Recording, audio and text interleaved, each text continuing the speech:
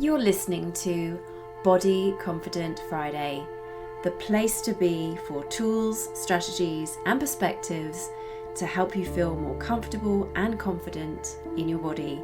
I'm Judy Craddock, the Body Confidence Coach, author of the Little Book of Body Confidence, and creator of the Body Confidence Journey, the coaching program for women who want to stop chasing the perfect body and embrace the one that they are in.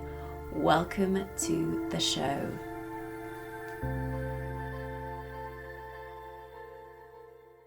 Today I am continuing the discussion about cancer and body image, specifically how you can feel better about your body after cancer treatment or diagnosis. Now, I wanted to talk about this topic because I have been working with a few women in recovery from cancer who are struggling with their body image and want to be able to accept their post-cancer body.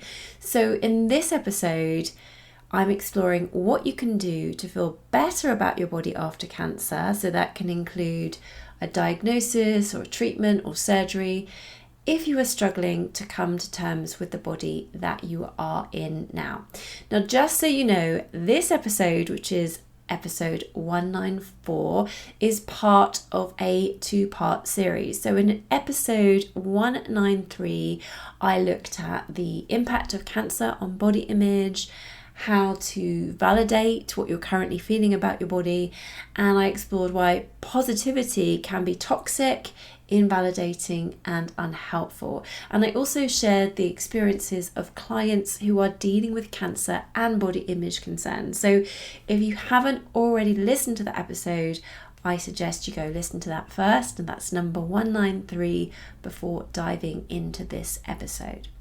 But back to today's episode, where I have got 3 ways for you to begin to accept your body changes and feel better about your body after cancer. So the first way is to process your body grief. Now, body grief is the sense of loss that you experience when you no longer have the body that you once had, and it's also the loss of all the things that you believed you could be, have, or do with that body. And an important part of being able to practice acceptance for the body that you're in now is to acknowledge how you feel about it, to be brutally honest about what you're experiencing in terms of the emotions that you're having about your body now, and to sit with the discomfort of how that feels. So if, for example, you feel that your body has let you down, that it is unattractive or weak, you need to acknowledge that and experience the emotions that that brings up, because it's only when you can tolerate these kinds of feelings that you can really find acceptance on the other side of them. And body grief is a natural part of cancer, so it's really important to allow it to take its natural cycle, because denying the grief that you're experiencing and layering on top of that false positivity is just toxic. Now, I'm all for healthy, balanced thinking, but I do believe that positive thinking that denies reality is toxic and unhelpful.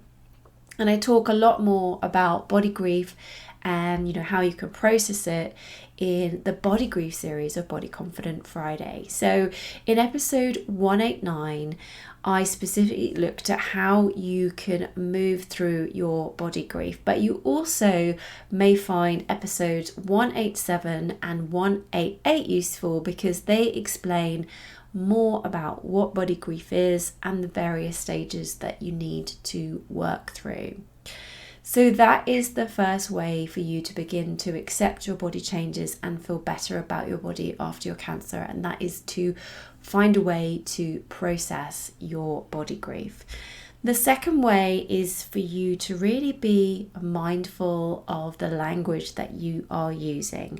Now, while it is important for you to allow space for your grief and give voice to those negative thoughts and emotions, Continuing to use language that implies that your body is broken or a failure is not going to help you to feel better about your body after cancer treatment, especially not in the long term.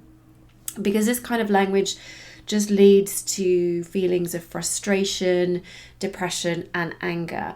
However, I am not suggesting that you use positive language that you don't believe in, because that is just toxic positivity. But it is possible to acknowledge your reality while using balanced or more neutral language that gives you a little bit more of a perspective on your situation. So let me give you some examples. So instead of saying your body is broken, you might say, well, look, my body's been through a really tough time and it's doing its best to heal. Or if you feel that your body has been mutilated, if you've had to have surgery, you might say, my body has been through life-changing surgery and it doesn't look the way it did before, but I'm doing my best to accept these changes. So these phrases in no way deny reality, but they are about finding a more neutral way to talk about your body, which is key to feeling better about it. So that's the second way for you to begin to accept the changes to your body and feel better about it. The third way is to be wary of the wellness trap. So diet culture and wellness culture, unfortunately, they can have things in common in that they try to convince us that the way that we eat and move and the supplements that we take can have a direct, and by direct I mean causal, impact on our health. And as a result of this, I see some cancer patients blaming themselves for their diagnosis. And I've particularly seen this with my clients who believe that they wouldn't have cancer if they were thinner or ate cleaner. And I'm saying cleaner in quotes. And that's when I know that diet and wellness culture has shaped their beliefs about health and wellness. And they've latched on to the spurious belief that we have total control over our health. But logically, how can that be the case? There are no guarantees. You could do all the supposed right things. I got writing quotes here, air quotes. You could do all the right things for your health and still get cancer. And I'm sure many of you out there listening have maybe seen this with friends. I know I certainly have seen this with friends who have done their best to live the healthiest lifestyle ever, but still unfortunately have had cancer. You know, the reality is that there are many determinants of health, not least of all our DNA, and many of those determinants we have absolutely no control over. And wellness culture is really just as sneaky as diet culture, or at least it can be, because, you know, it is invested in you believing that you can control your health, because if you believe that, it helps sell supplements, smoothies, or whatever those health products are. So be mindful of what you believe about health and wellness, because, you know, putting the blame on yourself won't help your treatment go well or for you to feel better about your body after cancer. And if you'd like to explore this idea of the wellness trap further, I'd really recommend you read Christy Harrison's new book. It's called The Wellness Trap, because she knows far more about this than I do. And I'll put the link to the book below wherever you are listening. So those are my 3 ways or strategies to help you feel better about your body after cancer. And I'd really love to hear which of these resonated the most with you. So please do leave me a comment below wherever you are listening. That's all I've got for this episode of Body Confident Friday. Thank you so much for listening, and I hope to catch you next time.